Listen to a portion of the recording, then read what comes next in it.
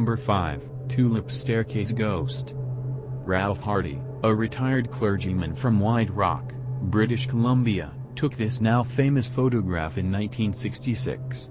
He intended merely to photograph the elegant spiral staircase, known as the Tulip Staircase, in the Queen's House section of the National Maritime Museum in Greenwich, England. Upon development, however, the photo revealed a shrouded figure climbing the stairs, seeming to hold the railing with both hands. Experts, including some from CO.AG, who examined the original negative, concluded that it had not been tampered with. It's been said that unexplained figures have been seen on occasion in the vicinity of the staircase, and unexplained footsteps have also been heard. Interesting side note, this photo isn't the only evidence of ghostly activity at the Queen's house. The 400-year-old building is credited with several other apparitions and phantom footsteps even today.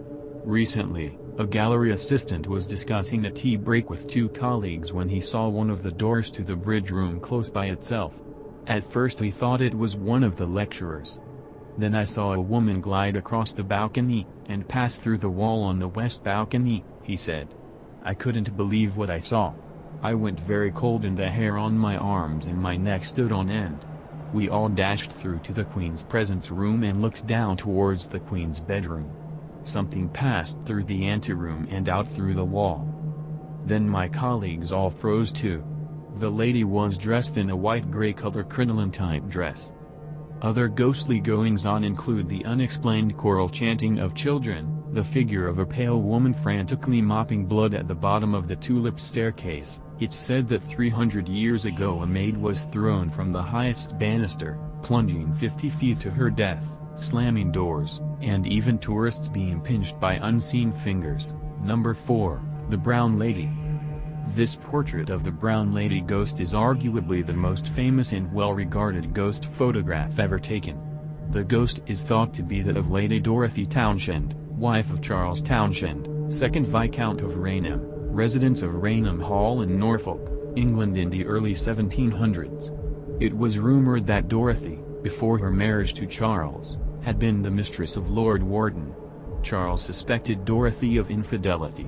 Although according to legal records she died and was buried in 1726, it was suspected that the funeral was a sham and that Charles had locked his wife away in a remote corner of the house until her death many years later. Dorothy's ghost is said to haunt the oak staircase and other areas of Raynham Hall.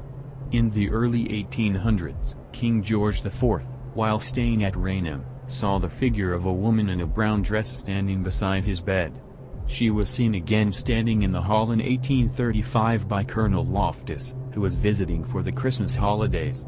He saw her again a week later and described her as wearing a brown satin dress, her skin glowing with a pale luminescence. It also seemed to him that her eyes had been gouged out. A few years later, Captain Frederick Marriott and two friends saw the Brown Lady gliding along an upstairs hallway, carrying a lantern. As she passed, Marriott said, she grinned at the men in a diabolical manner. Marriott fired a pistol at the apparition, but the bullet simply passed through. This famous photo was taken in September 1936 by Captain Provend and Indra Shearer, two photographers who were assigned to photograph Raynham Hall for Country Life magazine. This is what happened, according to Shearer. Captain Provend took one photograph while I flashed the light. He was focusing for another exposure. I was standing by his side just behind the camera with the flashlight pistol in my hand, looking directly up the staircase. All at once I detected an ethereal veiled form coming slowly down the stairs. Rather excitedly, I called out sharply, "Quick, quick, there's something." I pressed the trigger of the flashlight pistol. After the flash and on closing the shutter, Captain Provender removed the focusing cloth from his head and turning to me said, "What's all the excitement about?" Upon developing the film, the image of the Brown Lady ghost was seen for the first time. It was published in the December 16, 1936 issue of Country Life. The ghost has been seen occasionally since. Number 3, Grandpa's Ghost. This photo was received from Denise Russell. "The lady in the color photo is my granny," she says. "She lived on her own until age 94. when her mind started to weaken and had to be moved to an assisted living home for her own safety. At the end of the first week, there was a picnic for the residents and their families. My mother and sister attended. My sister took 2 pictures that day, and this is one of them. It was taken on Sunday, August 17, 1997, and we think the man behind her is my grandpa who passed away on Sunday, August 14, 1984. We did not notice the man in the picture until Christmas Day, 2000. Granny had since passed away, while browsing through some loose family photos at my parents' house. My sister thought it was such a nice picture of Granny that she even made a copy for Mom, but still, nobody noticed the man behind her for over 3 years. When I arrived at my parents' house that Christmas Day, my sister handed me the picture and said, "Who do you think this man behind Granny looks like?" It took a few seconds for it to sink in. I was absolutely speechless. The black and white photos show that it really looks like him. Number 2, the backseat ghost. Mrs. Mabel Chinnery was visiting the grave of her mother one day in 1959. She had brought along her camera to take photographs of the gravesite. After snapping a few shots of her mother's gravestone, she took an impromptu photo of her husband, who was waiting alone in the car. At least the Chinnerys thought he was alone. When the film was developed, the couple was more than surprised to see a figure wearing glasses sitting in the back seat of the car.